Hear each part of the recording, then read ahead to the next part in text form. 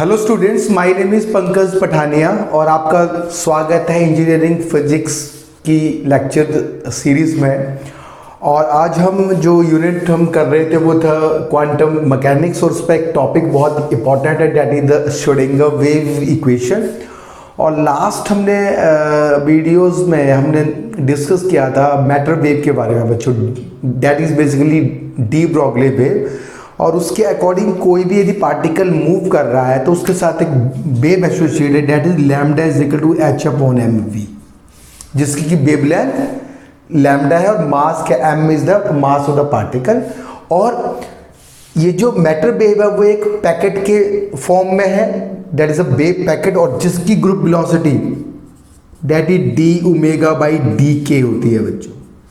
तो जो matter wave है that is basically wave packet जो कि मूव कर रहा है, और जो पार्टिकल है वो इसके अंदर है, इस वेव पैकेट के अंदर है। अब इसकी जो प्रॉपर्टी है वो इसकी जो कैरेक्टरिस्टिक्स को स्टडी करने के लिए, to find the location of this particle to the energy momentum और द पोजीशन, तो हमें क्या करना पड़ेगा, श्रोडिंगर वेव इक्वेशन की हेल्प लेनी पड़ेगी।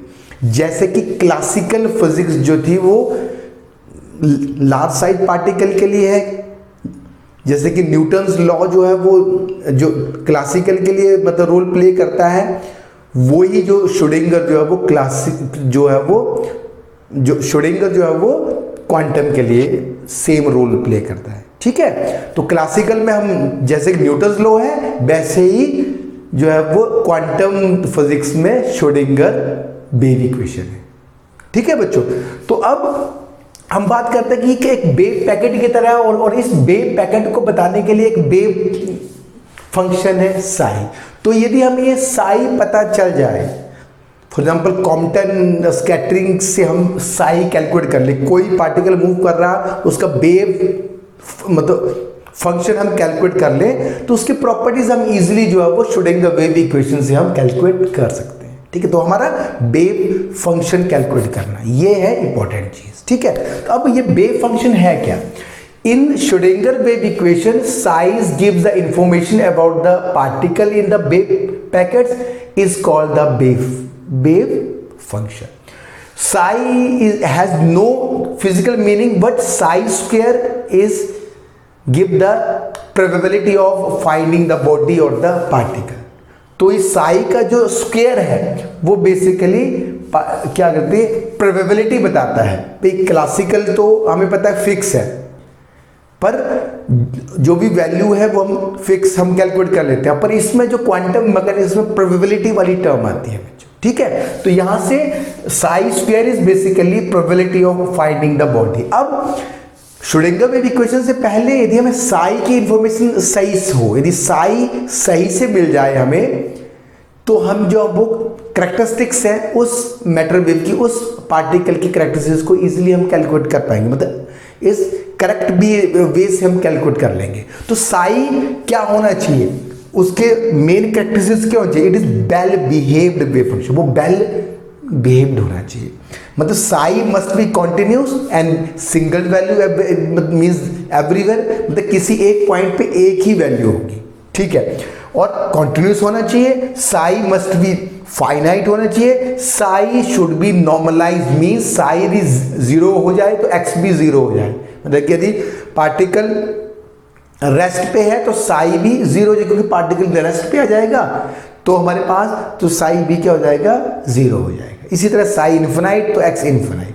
ठीक है बच्चों, और साई स्क्वायर डी वी जब हम साई स्क्वायर का इंटीग्रेट करते हैं किसी वॉल्यूम में, यदि 1 हो जाए तो उस वॉल्यूम के अंदर जो है वो पार्टिकल 100% एग्जिस्ट करता है, और यदि 0 हो जाए तो मतलब कि उस वेव पैकेट के अंदर जो है वो पार्टिकल है ही नहीं, मतलब कि वेव पैकेट फिर एग्जिस्ट कर ही नहीं रहा है। ठीक है, तो सो प्रोबेबिलिटी डेंसिटी हम आपको न्यूमेरिकल्स आता है कि what is the probability of the finding the particle in between this region. For example मैं बोलूं कि इस पर्टिकुलर रीजन में बताओ, that is x1 and x2, तो हम क्या करेंगे, जो साई जो मतलब हमारे पास आएगा उसका डिफरेंशिएशन करके ये हम x1 और x2 इसके बीच में तो हम यदि 1 हो जाए, इससे हम क्या पता चल जाएगी, प्रोबेबिलिटी हमें पता चल जाएगी कि इस पर्टिकुलर लेंथ में इस पार्टिकल की होने की प्रोबेबिलिटी जो है वो कितनी है।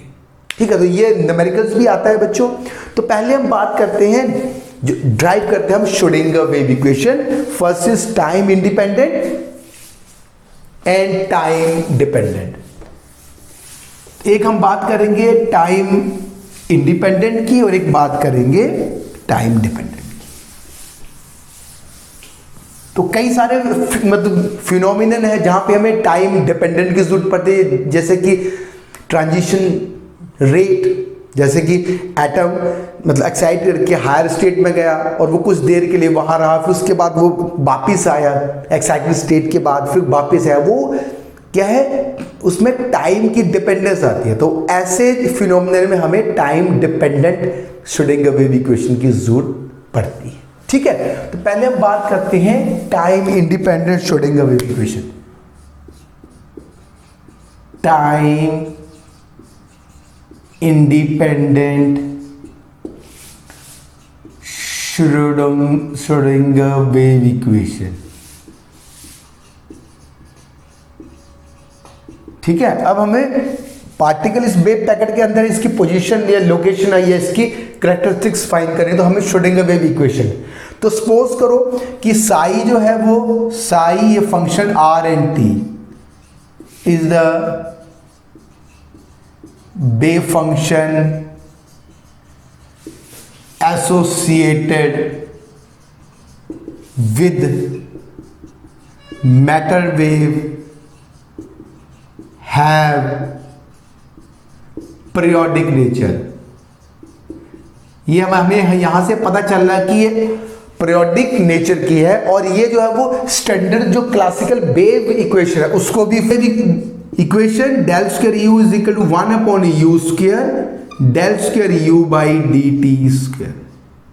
यू जो होगा यदि इलेक्ट्रोमैग्नेटिक वेव होगा तो ई और एच आएगा, और यदि कोई स्ट्रिंग है उसको हमने एक तरफ से बांध दिया और उसको एक डिस्प्लेसमेंट दिया, वाइब्रेशन कुछ फोर्स दिया, तो यू डिस्प्लेसमेंट होगा, वाई होगा, और यदि मैटर वेव है तो यू जो होगा वो हमारा साई होगा। तो सपोज करो कि इसको हम बिहेव कर रहे हैं तो that is del U is the velocity, और यदि हम वेव फंक्शन के टर्म में बात करें psi is equal to 1 upon you square del square psi upon del T square. ये बच्चों आ गया, ये that is the equation 1, understand. और u क्या है हमारे पास, velocity of the that is matter wave, ये हमारे पास एम्पलीट्यूड और इसके बीच का कर्व है। अब हम यहां पे बात करें डेल स्क्वायर, इसको हम ऐसा भी लिख सकते हैं बच्चों, del square psi upon del X square plus del square psi upon del Y square plus del square psi upon del Z square is equal to 1 upon you square del square psi upon del T square. इसको भी ये क्या है, Laplacian operator है। ठीक है, अब हम बात करते हैं, अब इसको हमें इक्वेशन 1, अब इसका सॉल्यूशन, इसका जो सॉल्यूशन है इक्वेशन 1 का, that is basically psi is equal to psi naught R E minus iota omega T, because ये साइनसोइडल पीरियोडिक नेचर में है, तो हमने इसको बोले कि इसका जो सोल्यूशन है दैट इज साइनसोइडल सोल्यूशन है, ये टाइम डिपेंडेंट है, ये स्पेस। तो यदि ये बेसिकली हम इसको ट्रायल सोल्यूशन भी बोलते हैं। जब हम इसकी वैल्यू यहाँ पुट करेंगे 1 में तो left hand side is equal to right hand side आएगी। ठीक है, तो जब ये आ जाएगी तो ये सोल्यूशन वैलिड सोल्यूशन है। उसके लिए हमें पहले nature of the wave function या नेचर ऑफ द वेव पता होना चाहिए, और हमें पता है कि नेचर जो है वो वेव फंक्शन की जो पार्टिकल मूव कर रहा है वो पीरियोडिक है, तो माइनस आयोटा में इसको साइन और कॉस के टर्म में भी हम लिख सकते हैं। ठीक है, अब इस सोल्यूशन को हम इक्वेशन 2, अब now differentiating equation 2 with x with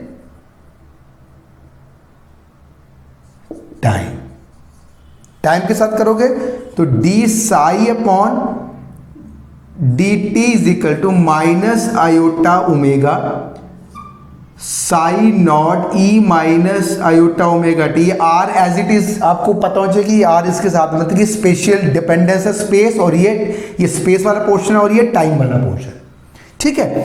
that is, अब इसको एक बार फिर से हम डिफरेंशिएट करें, एक बार फिर से इसको डिफरेंशिएट करें, इक्वेशन 2 फिर से इसको डिफरेंशिएट करेंगे तो minus iota omega square Sai naught ई आयोटा ओमेगा टी।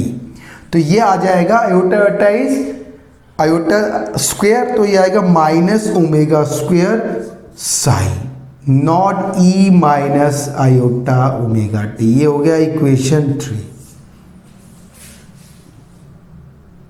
ठीक है। अब हम जो हम इक्वेशन 1 में इसको पुट कर देंगे बच्चों। अब हमारे पास equation it is del square psi is equal to minus omega square upon you square E psi आ गया हमारे पास, ठीक है बच्चों। सॉल्व करने में अब यहां पे omega is equal to 2 pi nu. Omega is basically 2 pi C by lambda. तो यहां पे पार्टिकल की जो वेलोसिटी है दैट इज बेसिकली यू बच्चों। तो यहां से ये omega by U is equal to 2 pi by lambda, ठीक है। अब हम इस इक्वेशन, ये हम इक्वेशन मान ले स्टार, इसको मैंने पुट कर लिया, ठीक है। तो del square psi is equal to minus 2 pi by lambda that is square psi. ये बच्चों आ गया। Then del square psi is equal to 4 pi square lambda square psi हमारे पास यहां पे आ गया, ठीक है बच्चों। अब हम यहां से ये वाला इक्वेशन को हम लिख ले, तो इसको इस तरह से लिख लें, del square psi plus 4 pi square lambda square psi is equal to 0।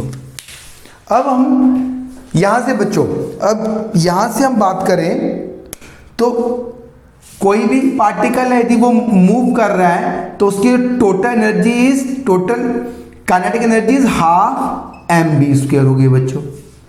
M is non मतलब रिलेटिविस्टिक केस, ठीक है। एम बी स्क्वायर होगी टोटल काइनेटिक एनर्जी। तो टोटल एनर्जी जो होगी वो कितनी होगी बच्चों? That is basically kinetic energy, total energy is kinetic energy plus potential energy. तो यहां से काइनेटिक एनर्जी कितनी होगी? E minus V. तो यहां से E minus B is equal to half M B square, ठीक है। तो यहां से हमारे पास जो एम वी है, M V square is equal to 2E minus B आ गया।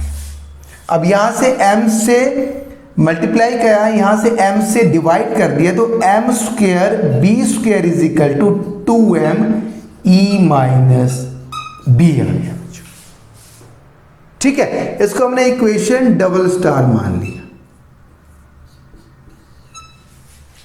ठीक है। अब यहां से देखिए बच्चों, अब मैं यहां से सिंपल है, बिल्कुल कुछ नहीं हमने यहां से। अब यहां से हम बात करें इक्वेशन डबल स्टार की, वो हमने लिख ली del square psi plus 4 pi square lambda कितना हमारे पास? h upon M V. v क्या है? पार्टिकल की वेलोसिटी, और u क्या है? वेव की वेलोसिटी। तो 4 पाई स्क्वायर, अब लैम्डा स्क्वायर कितना हो गया? h square M V square, h upon M V. तो एम बी हो गया, sorry h upon M V हो गया, मतलब ये हो गया that is psi is equal to 0। अब ध्यान से देखो, एम स्क्वायर बी स्क्वायर कितना है यहाँ पे? यहाँ पे देखिए del square psi plus 4 pi square, M square by square कितना है बच्चों? यदि हम इसको करें तो that is 2m E minus V psi upon H square is equal to 0। ठीक है, तो ये जो हमारे पास आ गया del square psi plus 8m pi square E minus V psi is equal to 0। Del square psi plus यहां पे एच स्क्वायर भी है, तो 8m ई माइनस बी, तो ये हमारे पास जो टोटल मतलब रिलेशन आया वो आया हमारे पास 2m अपॉन, इसको एच कट के फॉर्म में लिख लें, H cut E minus V psi is equal to 0। तो ये time independent Schrodinger wave equation है बच्चों। ठीक है, इसको हम डबल स्टार की टर्म में इसको हम लिख लें, that is the time independent. हमने कुछ नहीं किया है, एच को, एच कट कितना है, एच अपॉन 2 पाई है, तो यहां से एच की जगह हमने यहां पे 2 पाई स्क्वायर ऊपर तो है ही बच्चों, तो 2 से मतलब 4 अपॉन, तो 4 से यहां पर बच गया 2 बच गया हमारे पास। ठीक है, तो ये टोटल हमारे पास तो ट्रिपल स्टार जो इक्वेशन है वो बेसिकली क्या है, हमारे पास time independent Schrodinger wave equation. Now अब हमारे पास जो बात करेंगे बच्चों, अब हम बात करेंगे time dependent Schrodinger wave equation. अब इस इक्वेशन को हम लिख लें यहां पे, टाइम इंडिपेंडेंट वाले प्रोपोर्शन को यहां पे लिख लें, del square psi plus 2m H cut square E minus V psi is equal to 0। ये हमने time independent Schrodinger wave equation लिख ली। यदि हमें एनर्जी पता हो, उसकी पोटेंशियल एनर्जी पता हो पार्टिकल की, और यहां पे हम पुट कर दे और साई हमें पता हो, तो हम इस पूरी इक्वेशन से हम जो होगा उस पार्टिकल की कैरेक्टरिस्टिक्स को फाइंड कर सकते हैं। अब हम बात करते हैं time dependent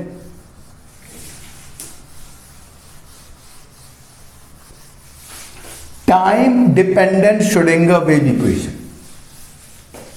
Now in case of time dependent equation, हमारे पास सोल्यूशन क्या था, फिर से जाए, Sai naught E minus iota omega T, ये जो इक्वेशन 2 हमने बोली थी, साई कितना है, साई आर एन टी, और साई नॉट क्या है, स्पेशल पार्ट है, और ये क्या है, टाइम वाला पोर्शन है।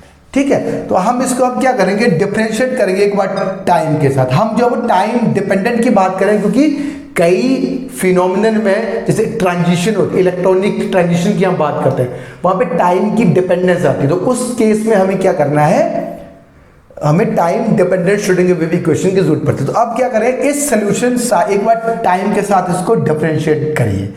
यहां पे देखिए टाइम इंडिपेंडेंट है ये वाला, इसमें कहीं भी टाइम की डिपेंडेंस नहीं है, तो इसको हम क्या करेंगे, minus iota omega psi naught E minus iota omega T. ठीक है, तो इसको del psi upon del T minus iota 2 pi nu psi हो गया हमारे पास।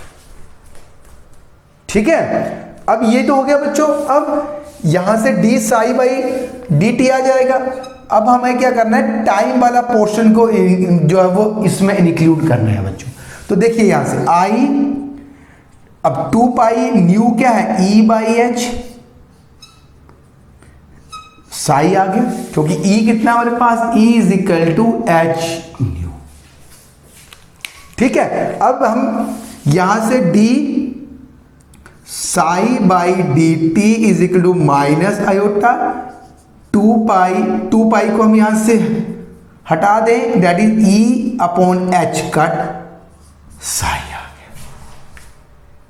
ठीक है, अब हम यहां से ई साई कितना होगा बच्चों, ई साई को हम अलग कर ले, that is H cut upon minus आई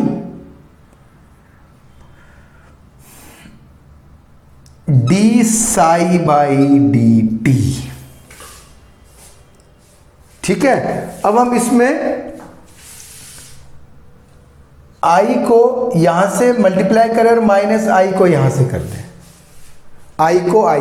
ठीक है, तो आई आई हो जाएगा, आई कितना होता है बच्चों, -1। ठीक है, तो आई आई स्क्वायर क्या हो जाएगा, माइनस, तो माइनस से माइनस कैंसिल हो जाएगा, तो टोटल आ जाएगा I H cut del psi by del T, means E psi is equal to iota H cut del psi by del T. अब इस इक्वेशन में ध्यान से देखिए बच्चों, अब इस इक्वेशन में जो ई साई वाली टर्म है उसको हम इस वाले टर्म के साथ रिप्लेस कर देंगे, सिंपल सी बात, और हमें time dependent Schrodinger wave equation मिल जाएगी। अंडरस्टैंड? तो अब यहां से देखिए ध्यान से, ये del square psi plus 2m H cut square E psi minus